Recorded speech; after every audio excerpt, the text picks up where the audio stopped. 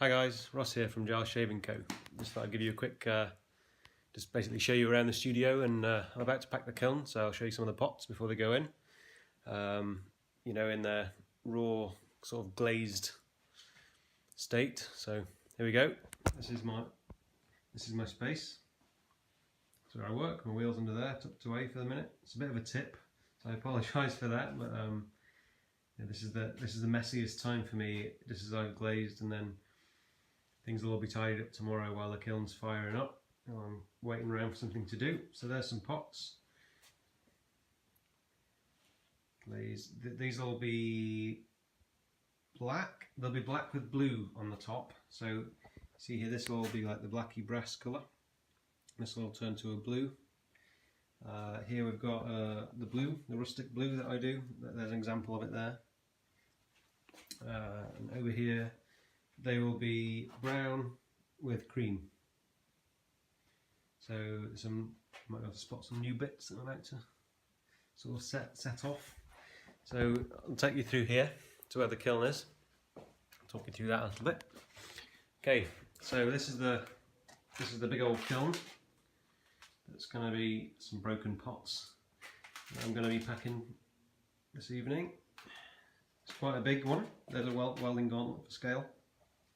Got a little test kiln down there that's out of action, and another top loader over there that's actually my personal kiln.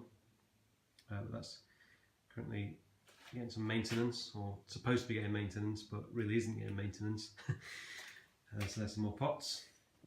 I will update as I move along the process. I'll show you a bit more as it's packed. You know, as it starts to come together.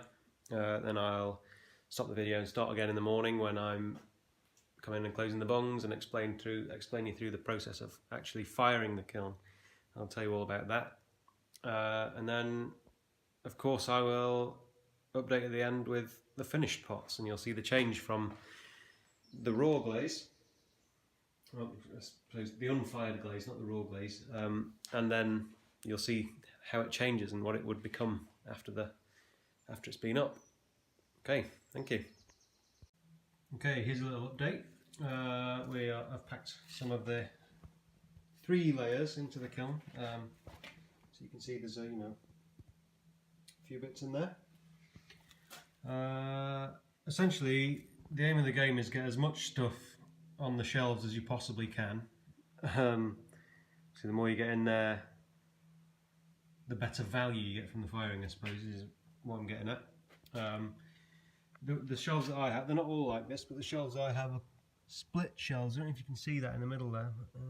No, I don't think you can see that, but essentially they are in half. So there's 2 halves, and each shelf has 3 props on there, because it's the most stable way to do it. If you have 4, they get a bit, they kind of rock around and things, and another thing that's important is to always have the props above each other. So if you don't do that, then you have issues with things like warpage. When it's such a high temperature, sometimes the shelves can, if you had like a prop here and then you had a prop here, there's a lot of weight on that point, because everything above it is going to be resting on that point, and it bends the warps the shelf, so you've got to be careful of that. You've also got to kind of make sure you leave enough gap for the pots to expand as they heat up, because if they touch, then they'll stick together like glue. Essentially the glaze becomes sorry, I cut off there, but I got towards the end of what I was trying to say anyway. So essentially, if they touch and they get hot, then they'll stick together, and it's basically glass that you can't separate them afterwards. So you always have to be careful not to get any of the pots touching, and not too close to the edges, because it will also stick to the kiln.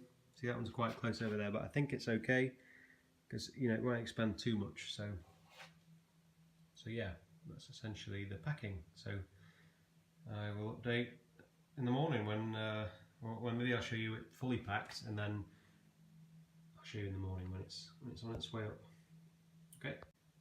Okay, so there it is, all packed. can see in the back there's some. There we are, and there's a cone. I'll explain what that does tomorrow when I'm firing it. So yeah, see you in the morning. Morning campers. So it's been firing up overnight. I forgot to show you this thing. This is basically a computer that controls how the power is delivered to the kiln. If you see here, I can set things, I can set it to, well, each one of those things I can set a different temperature and time for, so that I can really control what I want to do. So last night I pressed the delay button and I delayed it until midnight, and then ramping minutes, which is essentially just how long you want it to take to get to the first set point.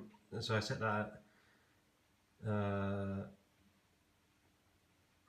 9 hours. I set 9 hours to get to 600 degrees, which is the first set point, and the second set point is basically, obviously after the first set point, it's full power to the second set point, which is the top glaze temperature. So in this case it's 1220, but I always set it higher because it's not all about temperature, it's about heat work as well. So I always set it a bit extra so that I've got a bit of sort of wiggle room if the cone still hasn't gone.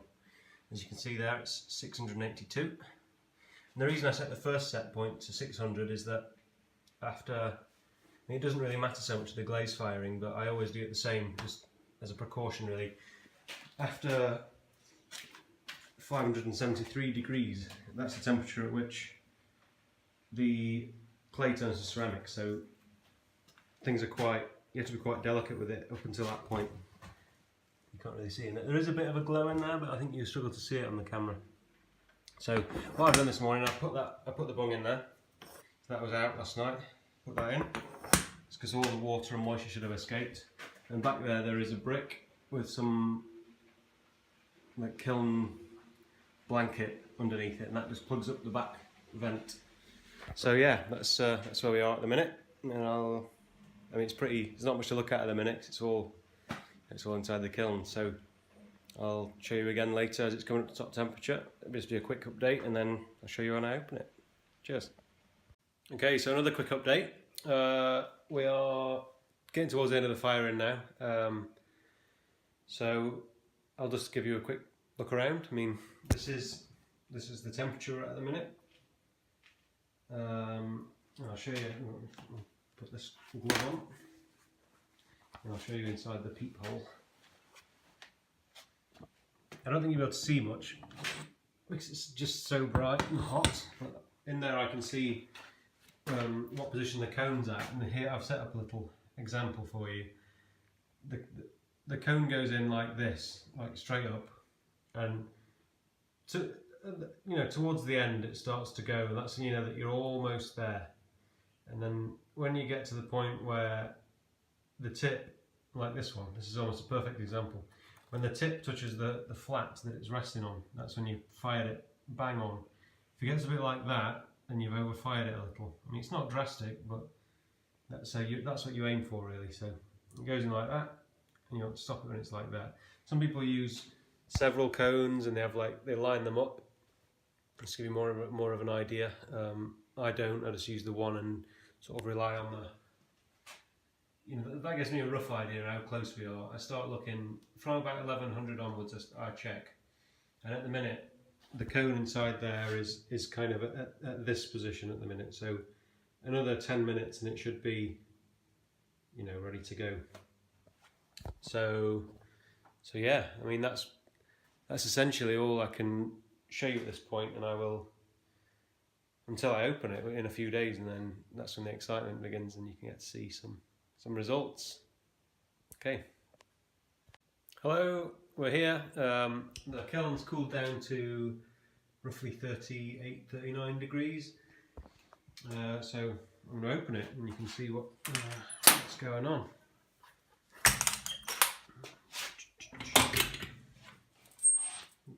Oh, lost a bit. Ooh, here we are. It's looking good. Okay, so I'll take a bit out and then I'll kind of, show you what's going on. I'm sorry I forgot to give you an update on the way through the, halfway through packing the kiln. So I'll give you a quick look now. It's a pretty awesome firing, to be honest. One of my best. I'm very pleased. Got some little crystals going on. So yeah, there's a little sneak peek. Some colours. I'm very pleased with that. Some more over here. Some custom orders with some spotty interiors. Some brand new stuff. So yeah, thanks if you've made it to the end, thanks for watching. I hope it's been of some interest or you've learnt something. I hope you've enjoyed yourself. So, thank you.